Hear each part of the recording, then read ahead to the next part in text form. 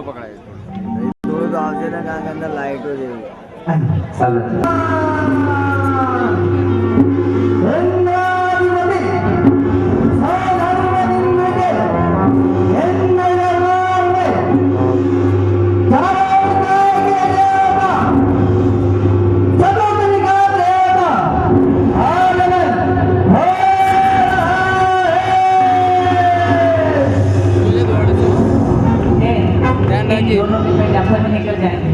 चतुर्थ निकायों की देव आखिरी मौका है, इसके बाद मौका नहीं मिलना है।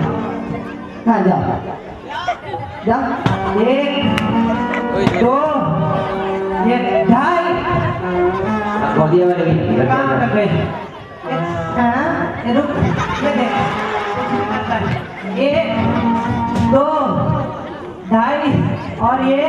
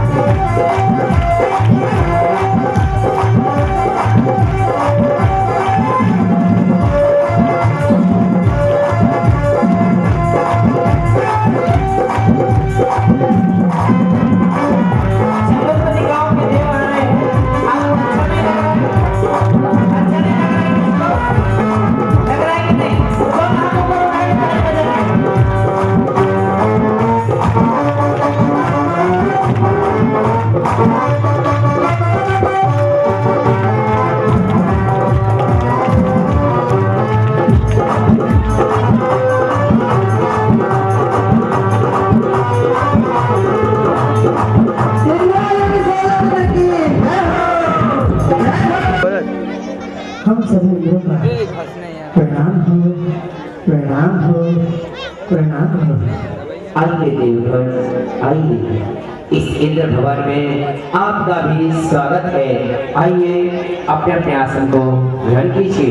एक इंद्र नहीं छोड़ते लीजिए आगे इंद्र भवन में सोच रहे, इस विचारों में खोए हुए हैं कि आज देवराज इंद्र ने किस कारण से हमें यह आमंत्रित किया है। सभी देव पूछ रहे हैं क्या बात है, आज इंद्र ने हमें क्यों बुलाया है, क्या कारण है। तो लीजिए चारों निकायों के देव एक साथ से खड़े होकर के सभी चारों निकायों के देव एक में क्यों आमंत्रित किया है, क्या कारण है, क्या प्रयोजन है जो आपने हमें इस दरबार में आज आमंत्रित किया है। सभी देव आश्चर्य है। देवराज इंद्र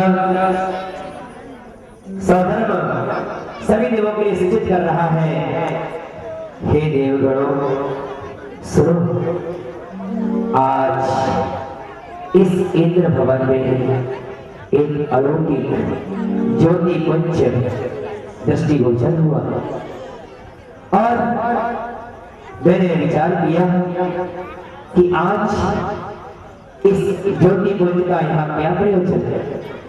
अवधि ध्यान लगाया, अवधि ज्ञान से मैंने जाना और यह ज्योति पुंज हम सबके लिए एक पुण्य लेकर के आया है। सुनो देवगण सुनो, आज से 15 माह बाद वह सरका है इंद्र पुष्पोदर विमान का देव इस मध्य लोक की गुजरती नगरी में प्रभु महावीर के रूप में अवतरित होने वाला है, अवतरित होने वाला है, अवतरित होने वाला है। महावीर भगवान की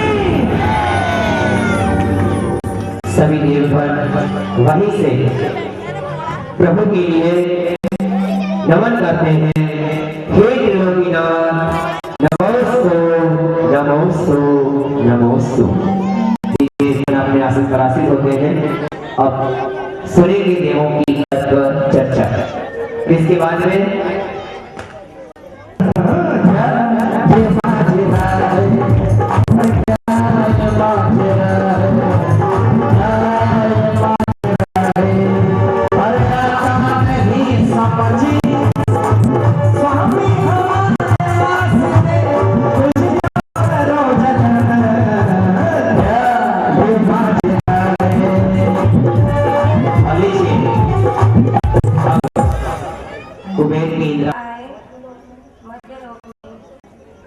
माता पिता, पत्नी, पुत्र पुत्री, भाई बहन, काका काकी, दादा दादी, दाऊ, बुआ, मौसी, नाना, नानी जैसे संबंध होते हैं, परंतु अपने नगर में ऐसा कोई संविधान दृष्टि गोचर नहीं होता है।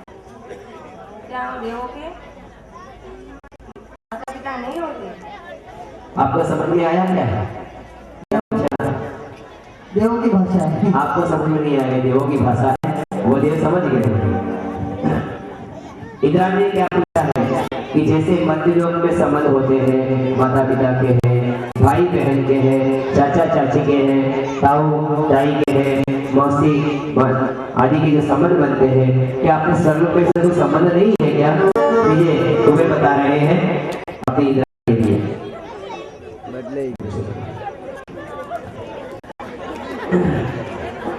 तुम्हें इंद्र अपनी देवी से कह रहे हैं, तुम सब कह रही हो हम देवों के माता पिता नहीं होते।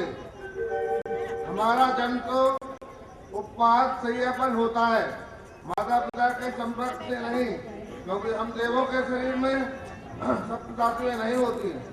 जब धातुएं नहीं होती तब खून का रिश्ता कैसा, संबंध कैसे? हम लोग तो जन्म एक दूसरे के नियोगी मात्र हैं। समझ में आया आपको? क्या कहा? स्वर्ग लोक में हम देवों के शरीर में जब सप्त धातु ही नहीं है तो खून का रिश्ता कैसा, कैसे संबंध?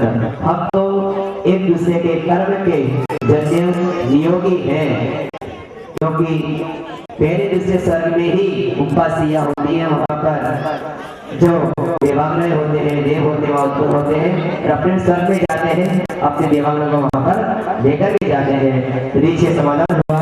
अब पुनः इंद्र भक्ति के साथ में अपने आसन की ओर बढ़ रहे हैं।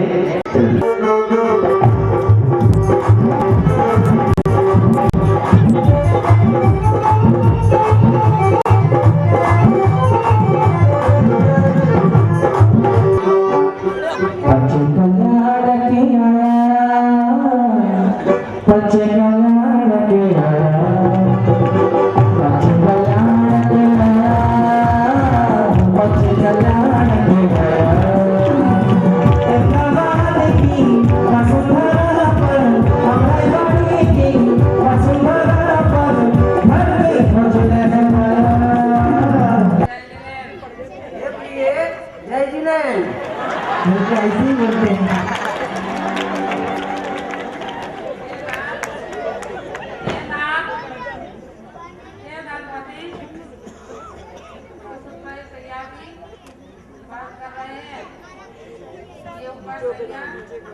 क्या है हे नाथ, ये सही है? कहाँ होती है? कृपा कर बतलाइए। इंद्राणी क्या कह रही है? अभी अभी गणपति कुबेर ने कहा कि उपवास सैयाएं, तो ये उपवास सैयाएं क्या है, कहाँ पे होती है? मेरे प्रश्न का समाधान करें। दीजिए इंद्र। इंद्राणी से कह रहे हैं, हे देवी, तुम तो जानती हो हम देवों का वैकृत शरीर होता है।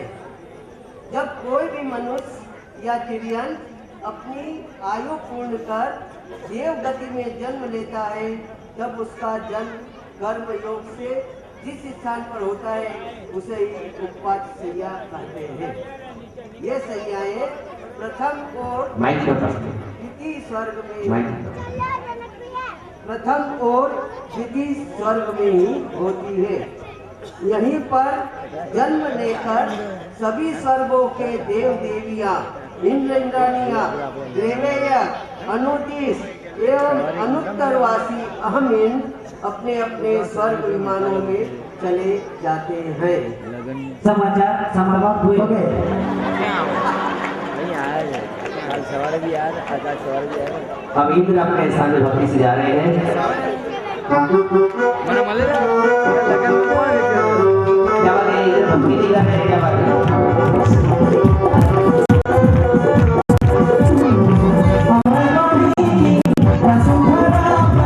हमारी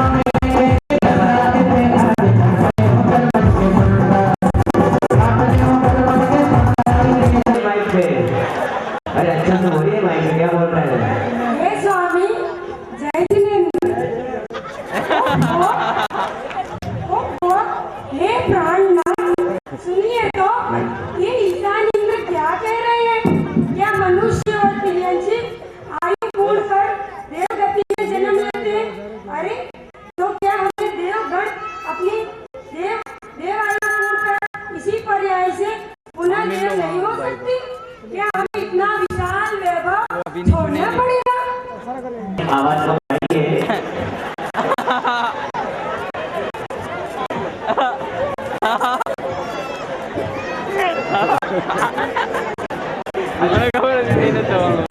कितना बोलते हैं हे देवी, तुमको जानती हो हम देवों का व्यक्तिगत शरीर होता है। जब कोई भी मनुष्य प्रिय कर्म सिद्धांत है, मनुष्य और तिर्यंत ही देव गति को प्राप्त करते हैं। देव से देव होना उसी प्रकार संभव है जैसे मनुष्य से खच्चर पैदा होना।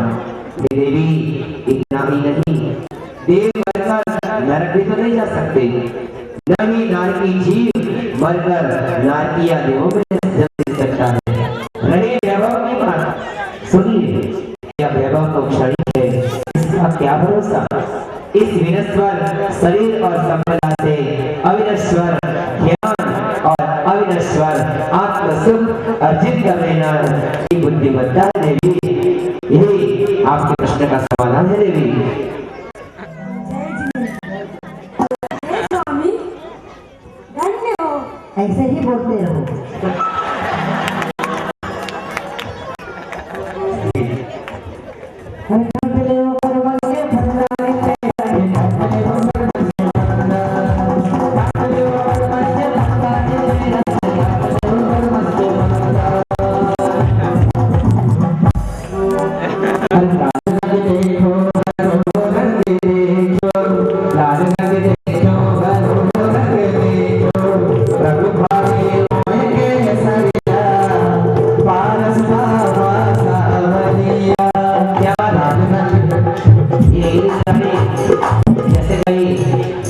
बारात में जाने जा रहे हैं तो भगवान की भक्ति करने नहीं आ रहे क्या?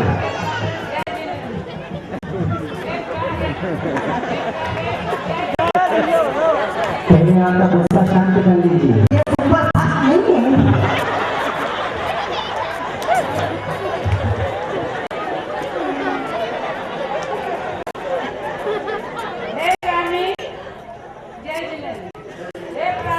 विगत दिया है।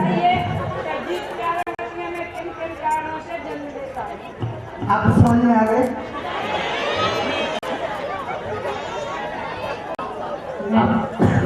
नहीं कहा है, समाचार की बात देव है ना, एक बार ही बोलते, दोबारा नहीं बोलते देव। मैंने समझ लिया। काम और परिग्रह में लिप्त जीव तथा हिंसावित भक्त कर्मों में आसक्त जीव पाप परिणाम से नरक गति में जन्म लेता है।